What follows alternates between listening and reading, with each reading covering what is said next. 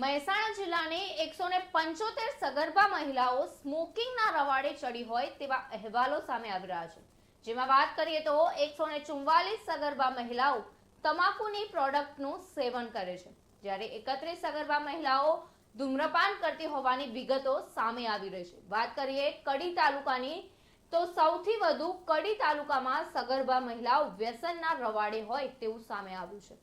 કડી તાલુકામાં 33 સગર્ભા મહિલાઓ તમાકુનું સેવન કરે છે, તો બીજા ક્રમે ઊંઝા તાલુકાની સગર્ભા મહિલાઓ છે, જેમાં ઊંઝા તાલુકામાં 29 સગર્ભા મહિલાઓ વ્યસન કરે છે, તો વિસનગરમાં તમાકુનું સેવન કરતી 28 સગર્ભા મહિલાઓ તો સ્મોકિંગ કરતી 5 મહિલાઓ છે।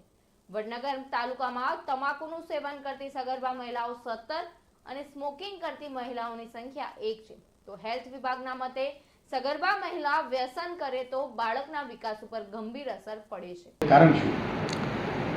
એમ જોવા જઈએ તો વ્યસન આજકાલ દિન પ્રતિદિન વધતું જ જાય છે અને જેટલા પ્રમાણમાં પુરુષો વ્યસન કરે છે એની સંખ્યામાં હવે સ્ત્રીઓમાં પણ વ્યસનનું પ્રમાણ ઘણું વધારે જોવા મળે છે। ખાસ કરીને જે સ્મોકિંગ છે કે ગુટખા ખાવું છે કે ટોબેકો ચ્યુઇંગનું જે પ્રમાણ છે એ દિન પ્રતિદિન વધતું જાય છે, કારણ કે જે છૂટક મજૂરી કરતી મહિલાઓ છે કે રોજબરોજનું જીવન ગુજારતા જે પરિવારો છે એમાં આ પ્રકારનું વ્યસન વધારે જોવા મળે છે। એમાં એમના પોતાના શરીર ઉપરાંત તો માતાને જે બાળક પ્રેગ્નન્સી હોય તો બાળકના ગ્રોથમાં પણ ઘણી બધી એમાં અડચણ ઊભી થતી હોય છે કે બાળકનું સમય કરતાં વહેલો જન્મ થવો, ઓછા વજનવાળું બાળક જન્મવું, એના ગ્રોથમાં રૂકાવટ આવી જેવા ઘણા પ્રકારના બાળકોમાં પ્રોબ્લેમ થતા જોવા મળે છે।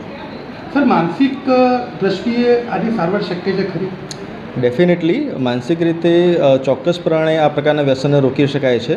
જો માતા પોતે મોટિવેટ થાય અને હોસ્પિટલનો સંપર્ક કરે તો ચોક્કસ પ્રકારે આપણે વ્યસનને રોકી શકીએ છીએ।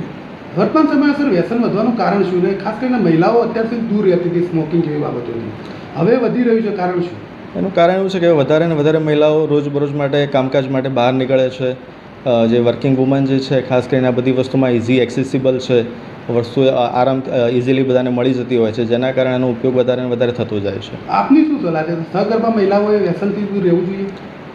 એ તો ચોક્કસપણે કહી શકીએ કે જે વ્યસન છે એનાથી માતાના પોતાના હેલ્થને લગતા સાઇડ ઇફેક્ટ છે, પ્લસ બાળકમાં પણ ઘણા પ્રકારના સાઇડ ઇફેક્ટ જોવા મળે છે, તો ડેફિનેટલી આનાથી દૂર રહેવું જોઈએ। તરુણ પ્રજાપતિ સાથે ચક્રવાત ન્યૂઝ, મહેસાણા।